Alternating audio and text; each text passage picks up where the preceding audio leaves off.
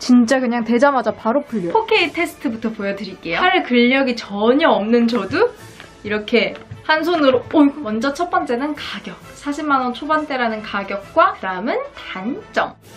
여러분 안녕하세요. 앞머리를 너무 짧게 자른 것 같아서 살짝 부끄러운 레블입니다. 래녕! 너무 집중하지 말아주세요. 자, 오늘은 또 뭘 리뷰해볼 거냐? 바로 삶의 질을 높여줄 노트북 리뷰입니다. 이그닉의 바이북 14X라는 제품인데요. 14X라고 해야 하나? 어쨌든 이거 이제 제품은 이그닉에서 사용해보라고 보내주셨고 리뷰 영상에는 그 어떤 아무런 개입 없이 오롯이 제가 실사용을 해보고 느낀 걸 담았기 때문에 아쉬운 점도 가감없이 말씀드리는 장점, 단점, 리뷰로 장단점을 다 정리해드릴 거기 때문에 걱정하지 않으셔도 되고요. 일단은 전체적으로 훑어보면서 주요 기능이나 유용하다고 느꼈던 걸 정리해서 살펴보고 마지막에 아쉬웠던 점들도 모아서 정리를 해드릴게요. 물론 제 리뷰가 언제나 그렇듯 스펙이나 전문적인 지식 위주보다는 일상생활 속에서 실생활 위주로 살펴볼 거고요. 그럼 우선 미리 촬영해뒀던 개봉기부터 보시면서 리뷰를 시작해볼까요? 레고!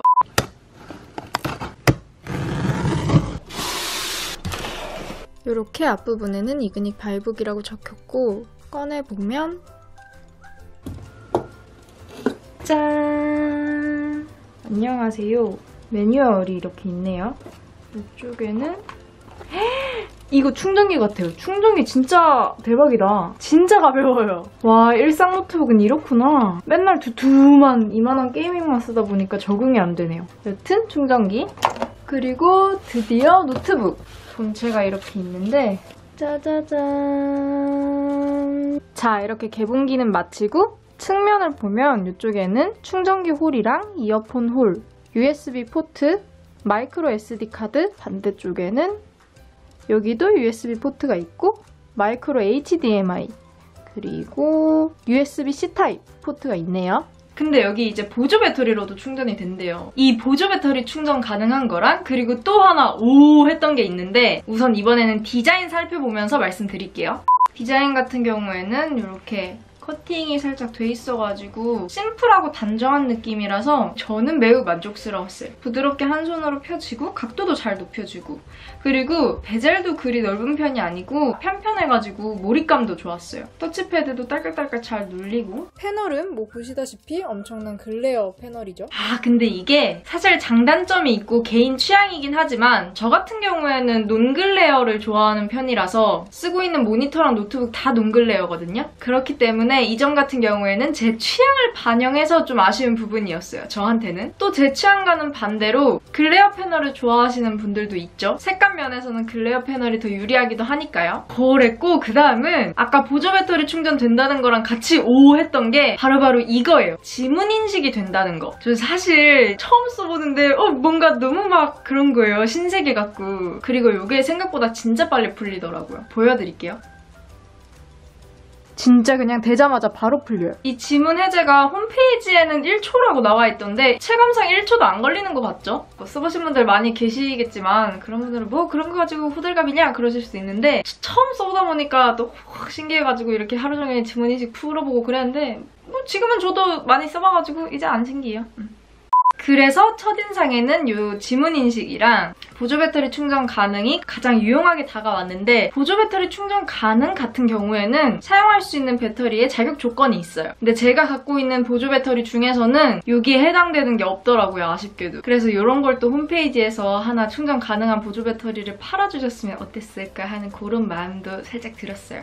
자, 그 다음은 너무너무 중요한 부분입니다. 가장 중요한 부분이죠. 바로 성능. 아무래도 노트북의 용도 자체가 일상용 노트북으로 나온 거다 보니까 게임 같은 무거운 작업들 같은 경우에는 아예 용도 자체가 안 맞고 뭐 영화라든가 유튜브, 넷플릭스, 인강 그런 콘텐츠를 좀 더 큰 화면에서 소비하는 목적이거나 어디 옮겨다니면서 서류 작업을 간단하게 할 사무용 노트북 아니면 서브 노트북 정도 저처럼 그 정도가 얘의 용도에 잘 부합할 텐데 텐데 그래서 그런 일상적인 용도의 기준을 두고 평가를 해보려고 먼저 4K 영상을 테스트해봤어요. 끊김없이 재생이 될지 발열은 어느 정도 될지 등등. 근데 또 이게 아무래도 제가 노트북을 사용할 때 항상 편집 위주로만 사용하다 보니까 궁금한 거예요. 될지 안 될지가. 또 욕심이 나가지고 편집 프로그램도 한번 테스트를 해봤는데 우선은 4K 테스트부터 보여드릴게요.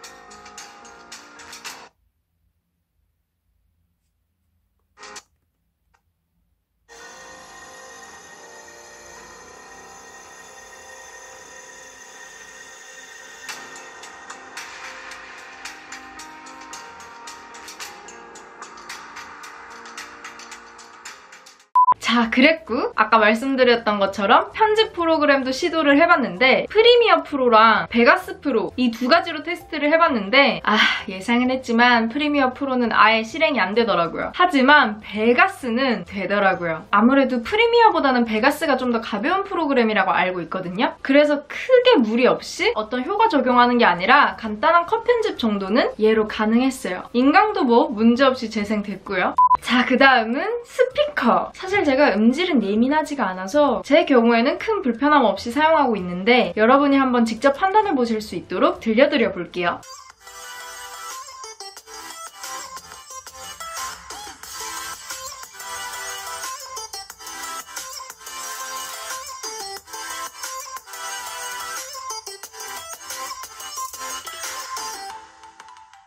자, 스피커 음질은 이런 느낌이었고 저는 사실 음질보다 위치가 정말 좋더라고요.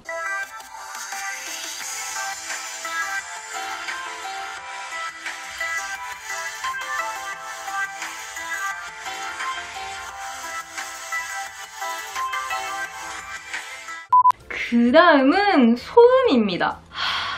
게이밍 노트북을 쓰는 저로서는 그냥 노트북에는 소음이 당연한 거라 해탈을 하고 절대 도서관 같은 데 가져갈 생각조차 안 하는 그런 라이프 스타일을 갖고 있었는데 이것도 놀랐던 거는 소음이 아예 안 난다는 거였어요. 처음에는 잘 모르고 왜 이렇게까지 소음이 안 나지 싶어서 아예 대고 들어봤는데 아무 소리도 안 나는 거예요. 알고 보니까 펜리스 제품이더라고요. 펜이 아예 없어요. 그리고 통풍구도 없어요. 게이밍 노트북은 막 이만큼씩 구멍 뚫려가지고 위로 뜨거운 발 확 나오거든요. 이게 참 펜리스 제품도 처음 써보는 저로서는 굉장히 신기하고 좋기도 했지만 또 한편으로는 뭔가 열이 잘 안 빠져나가면은 발열이 너무 심하지 않을까 그런 걱정이 되기도 했어요. 그래서 바로 그 다음은 발열.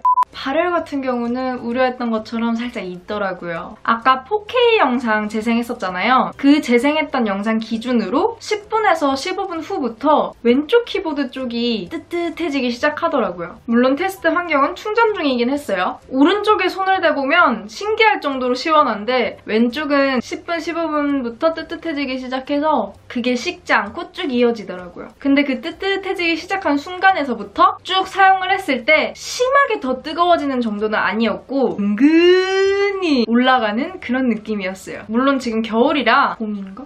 뭐 여름에 또 써보면 어떨진 모르겠는데 지금은 그랬기 때문에 나는 발열에 정말 좀 민감한 편이다 하시는 분들은 이것도 참고해보시면 좋겠어요. 그 다음은 키보드. 키보드 같은 경우에는 타이핑하는 소리가 작은 편인 것 같아서 이게 좋더라고요, 저는. 물론 그 키감을 좋아하시는 분들은 좀 아쉬울 수도 있을 것 같아요. 그리고 백라이트가 들어온다는 점. 이게 제품 리뷰하려고 사용해보면서 느낀 게 되게 디테일한 편의 기능들을 최대한 많이 포함시켜놨구나 하는 생각이 들었어요. 그래서 백라이트도 이렇게 들어와서 밤에 이렇게 사용하기 좀 더 편했다는 거. 저 같은 경우는 이걸 침대 바로 머리맡에 두고 쓰고 있기 때문에 잠깐 못했던 작업이 떠올랐을 때 불 켜고 또 책상 앉아가지고 메인 노트북 키지 않고 바로 그냥 백라이트만 켜가지고 작업할 수 있다는 거 좋았고요.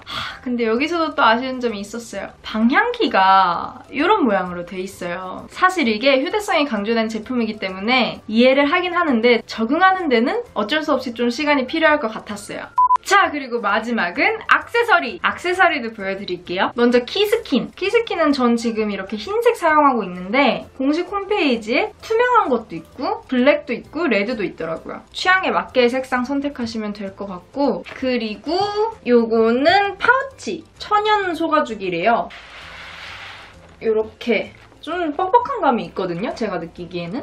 근데 저는 워낙 또 모든 전자기기류를 꽁꽁 싸매서 이렇게 받들어 모시는 스타일이라 가지고 이 파우치도 필수템이긴 해요. 뒤편에는 이렇게 이그닉 로고가 있고요. 그리고 완전히 쏙 들어간다기보다는 여기가 살짝 좀 남아서 이게 좀 아쉽긴 했어요. 그래도 뭔가 사무용 노트북에 굉장히 잘 어울리는 파우치가 아닐까 하는 생각이 들었고, 마지막으로는 필름! 필름도 한번 붙여보니까 이런 식으로 아래부터 붙이면은 좀 붙이기가 쉬운 것 같더라고요. 이런 액세서리들도 있다는 점 참고해보시고, 그럼 이제 마지막으로 장점, 단점, 점점 리뷰 정리해볼게요.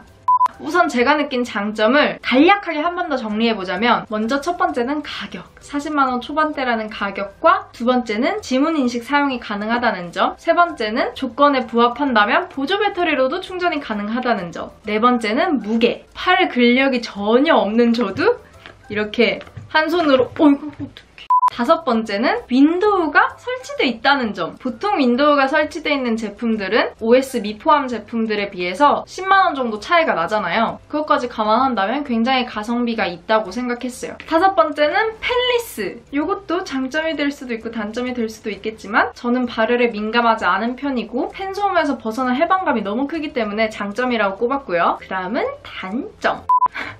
좀 이중인격 같을 수도 있는데, 발열이 예민하신 분들 같은 경우에는 노트북 왼편의 발열이 계속해서 느껴지실 수 있다는 점. 그리고 두 번째는 이 또한 개취긴 하지만 글레어 패널이라 빛 반사가 있다는 점. 그리고 세 번째는 이해하긴 하지만 방향키 배치가 조금 낯설어서 적응하는데 시간이 좀 필요할 것 같다는 점. 뭐 요렇게 있었어요. 그래서 총평을 해보자면, 매번 무거운 노트북 등에 지고 낑낑거렸던 저로서는 가볍고 조용한 서브 노트북으로서 80% 90% 정도의 만족감을 주는 제품이었어요. 침대에서 쓰기가 너무 편리해서, 그래서 제 와식 삶의 질을 좀 더 높여주는 제품이었고, 추천드리는 분은 나 뭐 윈도우 같이 사가지고 설치하고 이런 것도 귀찮고 문서 작업이나 영화 보는 정도? 그런 라이트한 용도로 쓸 대학생이나 아니면 직장인분들의 서브 노트북 정도를 구하신다면 고려를 해볼 만한 제품이 아닐까 생각해봐요. 자, 그럼 오늘 영상도 도움이 되셨길 바라고, 궁금하신 점이 많다면 또 새롭게 Q&A 영상으로 만들 수도 있으니까 댓글 남겨주시고요. 자, 영상 잘 보셨다면 좋아요 버튼, 구독과